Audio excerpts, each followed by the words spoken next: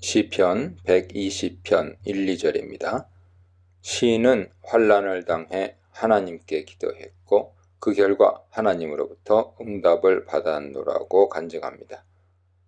시인이 환난 중에 하나님께 부르짖었다는 것은 여호와 하나님을 깊이 신뢰했고 하나님이 공경에 처한 자신을 긍휼히 여길 뿐이며 공경에서 건질 능력자로 확신했음을 암시합니다.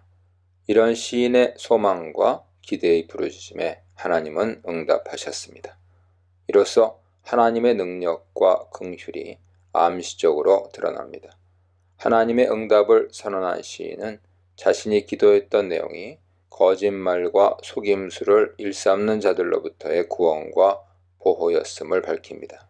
2절에서도 시인이 여호와여라고 하나님을 먼저 부른 것을 보면 시인이 하나님을 얼마나 신뢰하고 있는지 알 수 있죠.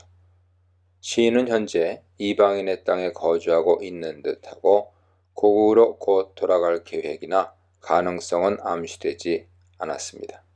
시인이 어느 곳에 와 있든지 그곳은 예루살렘과 먼 곳이며 거짓의 입술과 속이는 혀를 가진 자들이 가득한 곳입니다.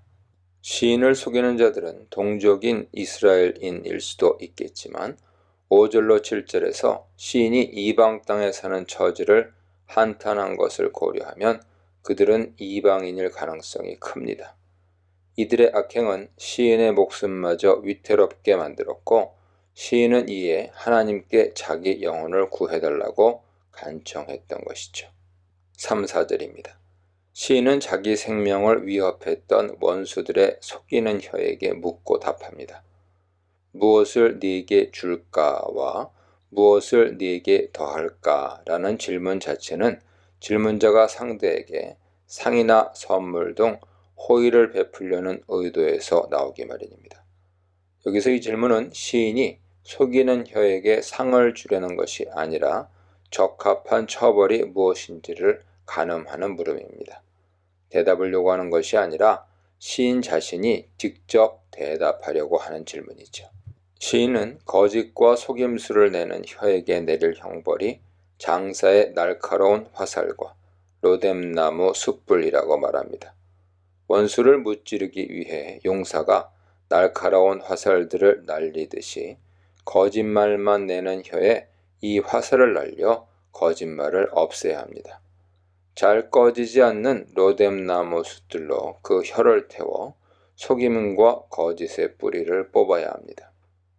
잠언에서 언급하듯 거짓말하는 교만한 입술은 하나님의 미움을 받으며 매를 자청하기 마련이죠. 8장 13절, 12장 22절, 14장 3절 보세요. 또한 거짓말과 속임수는 방망이, 칼, 뾰족한 화살, 맹렬한 불 등으로 비유되므로 거짓과 속임수를 쓰는 자들은 자기들이 하던 말과 속임수로 멸망할 것을 암시한다고 볼 수 있습니다. 5절로 7절입니다.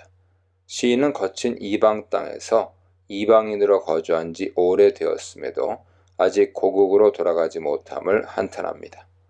시인이 거주지로 언급한 메색은 흑해와 카스피해 사이의 소아시아 지역으로 알려졌고 게달의 장막은 아라비아 광야의 유목민 지역으로 알려져 서로 지리상 동떨어진 곳이죠.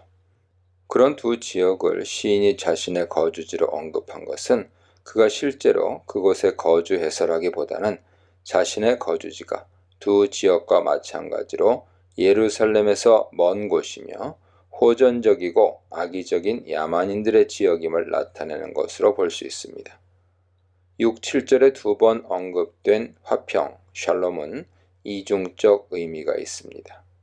시인은 이 단어를 써서 말 그대로 평화나 평안을 의미함과 동시에 화평의 도시 또는 터로 알려진 예루살렘을 염두에 두고 있습니다.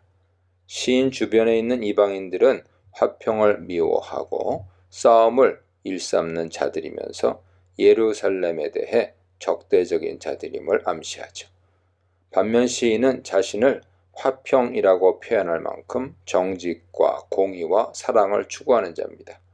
주변인들은 시인이 평화적으로 말을 하려 해도 그것을 싸움의 기회로 삼아 시비를 걸어옵니다. 그럴수록 시인은 화평의 도시인 예루살렘이 애타게 그립기만 합니다. 121편 1, 2절입니다. 여행길에 오른 시인은 산들을 오르내리면서 하나님의 도움을 요청합니다. 시 내용의 목적지가 직접적으로 언급되지 않았으므로 시인이 어느 곳으로 가는지 확실히 알 수는 없으나 이 시의 표제가 성전에 올라가는 시인 점을 고려하면 시인이 하나님께 예배하러 예루살렘 성전을 향해 가는 중이라고 볼 수 있습니다.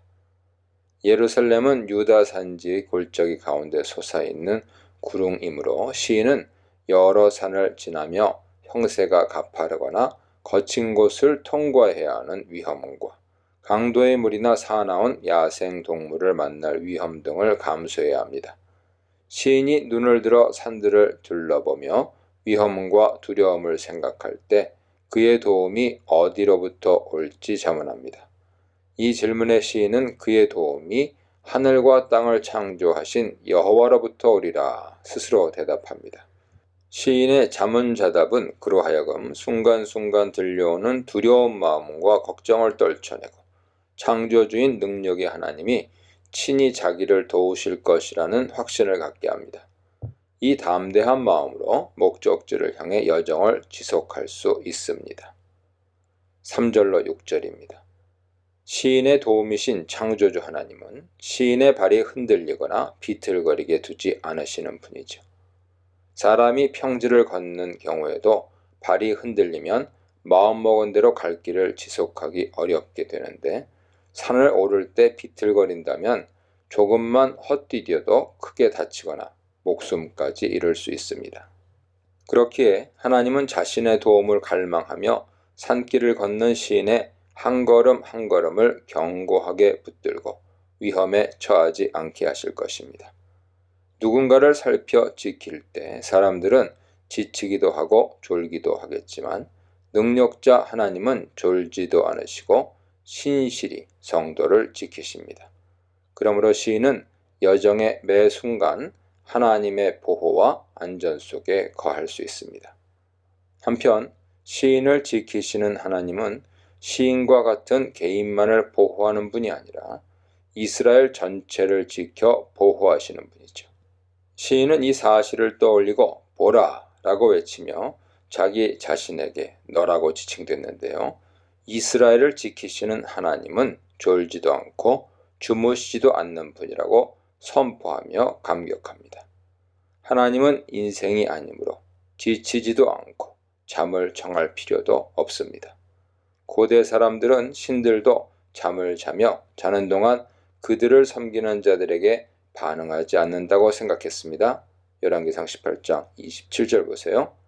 하나님은 바알이나 다른 어떤 신과도 결코 비교될 수 없는 우주의 창조주인 전능자시며 그를 섬기는 자에게 성실한 사랑의 관심을 쏟는 분입니다.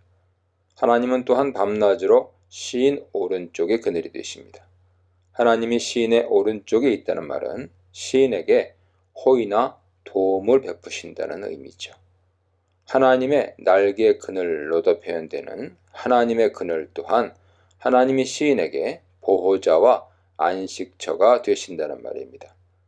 시인이 목적지를 향해 밤낮으로 산길을 오르내릴 때 하나님은 내리쬐는 뜨거운 햇볕으로 인해 시인이 탈수되거나 탈진하지 않게 하시고 일사병에 걸리지 않게 보호하시며 밤의 추위나 어둠 속에서도 그가 안심하면서 가거나 잠잘 수 있게 보호하십니다.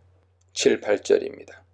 현재 시인에 대한 하나님의 살피심과 보호는 미래에도 일어날 축복의 약속으로 이어집니다. 하나님은 시인과 그 영혼을 모든 환난으로부터 지키실 것입니다. 하나님 보호의 영역은 시인의 나가고 들어오는 행동, 즉 이번 여정 동안에 일어나는 모든 일에 미칠 것이며 그의 일상생활에도 세세히 임할 것입니다. 고난 속에서도 씨를 뿌리며 하나님을 바라보면서 하나님을 그늘로 삼아서 사는 신앙에 대해 묵상해 보시기 바랍니다.